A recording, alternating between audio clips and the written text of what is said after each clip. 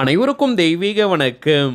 நான் உங்கள் Karthik. Welcome to divine truth YouTube channel. இன்னைக்கு நம்ம பார்க்க போறது இன்றைய தினம் ஜூலை மாதம் 3ஆம் தேதி புதன்கிழமை, ஆனி மாத பிரதோஷம். இந்த எளிமையான ஆற்றல் மிக்க 2 வார்த்தைகள் போதும் நீங்கள் கேட்ட வரத்தை அப்படியே கொடுத்துவிடும். நம்ம யூடியூப் சேனல்ல ஒவ்வொரு மாதமும் வரக்கூடிய வளர்ப்பிறை மற்றும் தேய்பிறை பிரதோஷத்தை முன்னிட்டு அன்றைய தினம் சிவபெருமானை நினைத்து நாம் செய்ய வேண்டிய மந்திர ஜபங்கள், நாம ஜபங்கள், ரகசிய வழிபாட்டு முறைகள் மற்றும் தாந்திரிக முறைகள்னு பல பதிவுகளை பார்த்துக்கிட்டு இருக்கோம். அந்த வரிசையில இப்ப நம்ம பார்க்க போறது மிக மிக எளிமையான ஒரு திருநாம ஜபம்.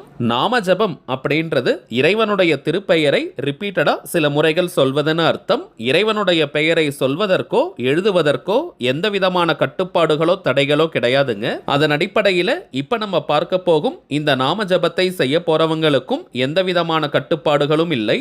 நம்ம பார்க்க போகும் அந்த மிக மிக சூட்சமான ஆற்றல் வாய்ந்த திருநாமம் என்ன, அதை எப்படி ஜபம் செய்யணும்னு இந்த வீடியோல டீடைல்டா நம்ம தெரிஞ்சுக்கலாம். அதற்கு முன்னாடி நம்ம சேனலை இப்பதான் நீங்க ஃபர்ஸ்ட் டைம் பாக்குறீங்கன்னா மறக்காம சப்ஸ்கிரைப் பண்ணிக்கோங்க. பக்கத்துல இருக்க பெல் ஐகானையும் பிரஸ் பண்ணிக்கோங்க. அப்பதான் அப்லோட் பண்ற எல்லா பயனுள்ள தகவல்களும் உடனடியா உங்களுக்கு நோட்டிபிகேஷன்ல வரும். அடுத்ததாக இன்னொரு முக்கியமான தகவல், தனிப்பட்ட முறையில் ஜாதகம் பார்க்க இந்த ஜூலை மாதத்திற்கான அப்பாயின்மெண்ட்ஸ் புக் பண்றதுக்கான வாட்ஸ்அப் நம்பரை நம்ம வீடியோஸ்ல கடந்த வாரம் கொடுத்திருந்தோம். நீங்க நிறைய பேர் புக் பண்ணிட்டதனால இந்த ஜூலை மாதம் முழுவதுமே அப்பாயின்மெண்ட் டேட்ஸ் நமக்கு ஃபுல்லா இருக்குங்க. ஏன்னா நிறைய பேர் நீங்க கமெண்ட்ல கேக்குறீங்க அப்பாயின்மெண்ட் புக் பண்றதுக்கான நம்பர் கொடுக்கறது இல்லைன்னு. ஆல்ரெடி புக் பண்ணிருக்க அப்பாயின்மெண்ட்ஸ் எல்லாமே நான் கம்ப்ளீட் பண்ணிட்டு திரும்பவும் நம்பர் கொடுக்கறேங்க. அந்த டைம்ல தேவைப்படுறவங்க நீங்க புக் பண்ணிக்கலாம். சரி, வாங்க இன்னைக்கு பதிவுக்குள்ள போகலாம். ஏதாவது ஒரே ஒரு முக்கியமான கோரிக்கை அல்லது தேவை நிறைவேறணும்ன்றதுக்காக இப்ப நம்ம பார்க்க போகும் இந்த திருநாம ஜபத்தை இன்றைய தினம் நீங்க பயன்படுத்துங்க.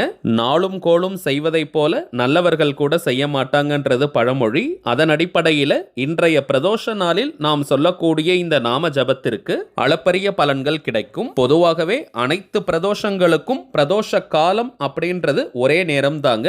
மாலை 4:30 மணி முதல் மாலை 6 மணி வரை இருக்கும் நேரம். வீட்டு பக்கத்துல சிவன் கோவில் இருக்கிறவங்க அல்லது சிவன் கோவிலுக்கு போக முடியும்னு வாய்ப்பு இருக்கிறவங்க இந்த பிரதோஷ காலத்தில் சிவலிங்க தரிசனத்தை கட்டாயமாக நீங்க செய்யுங்க.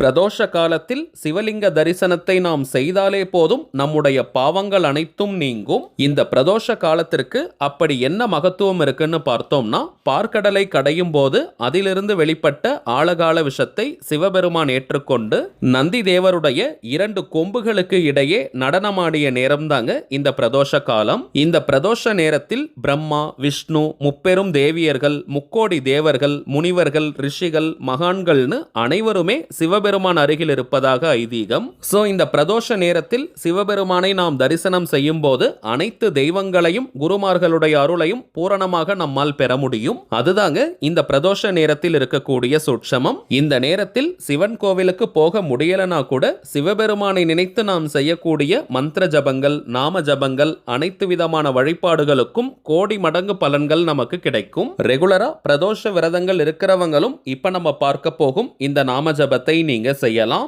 ஆல்ரெடி நம்ம பார்த்ததை போல இந்த நாம ஜபம் செய்ய போறவங்களுக்கு எந்த விதமான கட்டுப்பாடுகளும் இல்லை. அதாவது நீங்க குளிச்சிட்டு தான் இந்த திருநாமத்தை சொல்லணும்னு கிடையாதுங்க.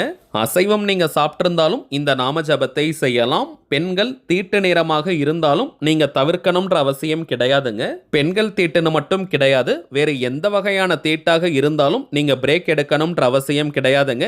தாராளமாக இந்த நாம ஜபத்தை நீங்க செய்யலாம். மேலும் இன்றைய பிரதோஷம் அன்னைக்கு மட்டும்தான் இந்த திருநாம ஜபத்தை செய்யணும்னு கிடையாதுங்க. எந்த பிரதோஷத்திற்கு வேணாலும் இந்த நாம ஜபத்தை நாம் செய்யலாம். ஒவ்வொரு பிரதோஷம் அன்னைக்கும் ஒவ்வொரு கோரிக்கைக்காக இந்த திருநாம ஜபத்தை நீங்க செய்யுங்க.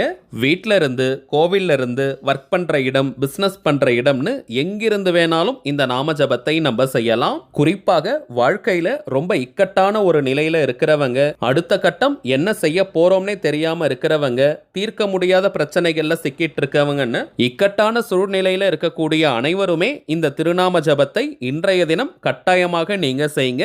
மின்னல் வேகத்தில் உங்களுக்கு பலன்கள் கிடைக்கும். எந்த நேரத்தில் இந்த நாம ஜபத்தை செய்வது உச்சக்கட்ட பலனை கொடுக்கும்னு பார்த்தோம்னா, ஆல்ரெடி நம்ம பார்த்ததை போல பிரதோஷ நேரம் தாங்க. அதாவது மாலை 4:30 மணி முதல் மாலை 6 மணி வரை இருக்கும் நேரம். தவிர்க்க முடியாத காரணத்தினால இந்த நேரத்தை பயன்படுத்திக்க முடியாதவங்க மாலை 4 மணி முதல் இரவு 10 மணி வரை இருக்கும் இந்த இடைப்பட்ட நேரத்தில் எப்ப வேணாலும் இந்த நாம ஜபத்தை நீங்க செய்யலாம். எந்த திசையை நோக்கி வேணாலும் நீங்க உட்கார்ந்துக்கலாம். தரையில உட்கார்றவங்க வெறும் தரையில உட்கார வேண்டாம். ஒரு சின்ன விரிப்பு மாதிரி போட்டுக்கோங்க. புடவை வேஷ்டி போல துணிகளை கூட நீங்க போட்டுட்டு அதற்கு மேல நீங்க உட்கார்ந்து நாம ஜபத்தை செய்யலாம். அல்லது மனை பாய் வச்சிருந்தீங்கன்னா அதன் மீதும் நீங்க உட்காரலாம். வயதானவர்கள் மற்றும் தரையில உட்கார முடியாத சூழ்நிலையில இருக்கிறவங்க நீங்க சேர்ல கூட உட்கார்ந்துக்கலாம், தவறு கிடையாதுங்க. வீட்ல அல்லது ஆபீஸ்ல நீங்க சேர்ல உட்கார்ந்தாலும் சரி, அல்லது கோவில்களில் நீங்க தரையில உட்கார்ந்தாலும் சரி, விரிப்பு போட வேண்டிய அவசியம் இல்லை. இப்ப நம்ம பார்க்க போகும் இந்த திருநாம ஜபத்தை வாய் விட்டும் நீங்க சொல்லலாம், அல்லது மனதுக்குள்ளேயும் நீங்க சொல்லிக்கலாம். திரும்பவும் சொல்றேங்க, எந்த டைரக்ஷனை ஃபேஸ் பண்ணி வேணாலும் உட்கார்ந்துக்கலாம், எந்த திசையை நோக்கி வேணாலும் நீங்க உட்காரலாம். இந்த திருநாமத்தை இத்தனை முறை சொல்லணும்ன்ற எண்ணிக்கை கவுண்டிங் முக்கியம் கிடையாதுங்க. குறைந்தபட்சம் 10 நிமிடங்கள் சொன்னால் போதும். அதிகபட்சம் அரை மணி நேரம் வரைக்கும் நீங்க சொல்லலாம். நாம ஜபத்தை ஸ்டார்ட் பண்றதுக்கு முன்னாடி சிவபெருமானையும் அன்னை பார்வதி தேவியையும் நந்தியம் பெருமானையும் மனதார நீங்க நினைச்சுக்கோங்க. உங்களுடைய அந்த ஒரு முக்கியமான கோரிக்கை அல்லது தேவை எதுவோ அது நிறைவேறணும்னு மனமுருகி நீங்க பிரார்த்தனையை செய்யுங்க.